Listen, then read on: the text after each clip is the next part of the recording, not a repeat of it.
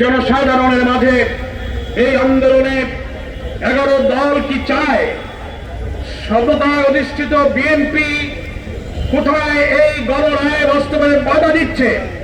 সংক্ষেপে আমাদের প্রচার পত্রের মধ্য দিয়ে ছেড়ে জাতির কাছে আমরা তুলে ধরেছি। আমাদের নেতৃবৃন্দ এক্ষুনি কিছুক্ষণের মধ্যে রাজধানীবাসীর কাছে এই প্রচার পত্র বিলির মধ্য দিয়ে কর্মসূচির উদ্বোধন করবেন। সারা দেশে আজকে মহানগরী জেলা প্রত্যেকটি শাখায় 11 দলের নেতারা একই সঙ্গে আজকে এই প্রচার পত্র বিলির মধ্য দিয়ে সপ্তাহব্যাপী কর্মসূচি সফলের আহ্বান জানাবেন। আজকের নেতৃবৃন্দ যে বক্তব্য রেখেছেন তার মূল কথাটা আমি এক কথায় বলে আমরা আজকে লিফলেট কর্মসূচির এই উদ্বোধন ঘোষণা করব। সেই প্রশ্ন জাতির কাছে আমরা রাখতে চাই, বিএনপিকে জবাব দিতে হবে। এত বড় একটা নির্বাচন, এত রক্তক্ষয়ী আন্দোলনের মধ্য দিয়ে গণ আকাঙ্ক্ষার প্রতিফল হিসেবে আমরা যে নতুন বাংলাদেশের অভিযাত্রা শুরু করেছিলাম, পার্লামেন্ট অধিবেশন শুরু হয়েছে, 1 মাস কেবল অতিবাহিত হচ্ছে। রাজনীতিতে এই সংকট কে তৈরি করলো? সারা দেশবাসী জানে এই সংকট তৈরি করেছে ক্ষমতাসীন বিএনপি। ফলে বিএনপির তৈরি করা সংকট বিএনপিকেই নিরসন করতে হবে, বিএনপিকেই সমাধান করতে হবে। বলতে পারেন কি করে বিএনপি সংকট তৈরি করলো?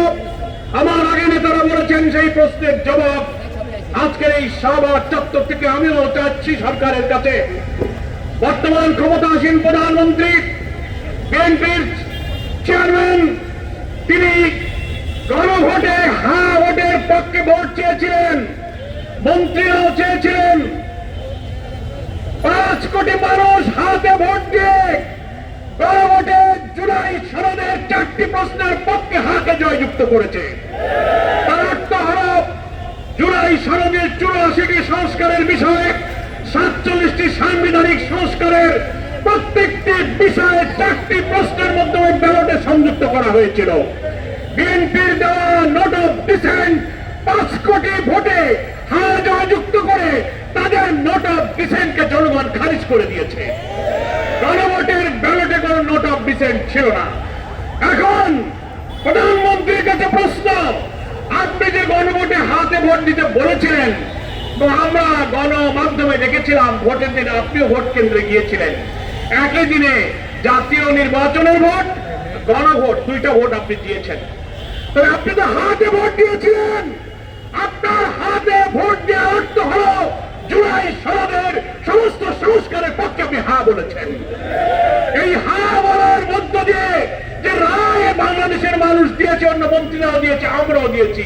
তাহলে আপনার কাছে প্রশ্ন, আপনি কি আপনার দেওয়া ভোটের ফলাফলকে অস্বীকার করবেন? তাহলে আপনি বলেন দাঁড়িয়ে যে না, আমি 12ই ফেব্রুয়ারিতে হা ভোট দেই নাই, তাই আপনি বলেন। তাহলেই জাতি বলবে না আপনি বিচারিতা করেননি, প্রতারণা করেননি। আর যদি তা না বলবেন যতক্ষণ, তাহলে আপনার দেওয়া ভোটকে আপনি অস্বীকার করেন সাহস থাকে মানুষের কাছে দাঁড়িয়ে। ফলে আপনার দেওয়া গণভোটে যদি হাতে ভোট দিয়ে থাকেন, তার অর্থ 84 সংস্কারকে আপনি মেনে নিয়েছেন, 47টি সাংবিধানিক সংস্কারকে মেনেছেন। এখন আপনি সংবিধানের দোহাই দেবেন, রাষ্ট্রপতির আদেশ, সংবিধান সংস্কারের আদেশ, এগুলো নিয়ে যে প্রশ্ন তুলছেন, 5 কোটি মানুষ ভোট দিয়ে সেই প্রশ্নের জবাব দিয়ে দিয়েছে। ফলে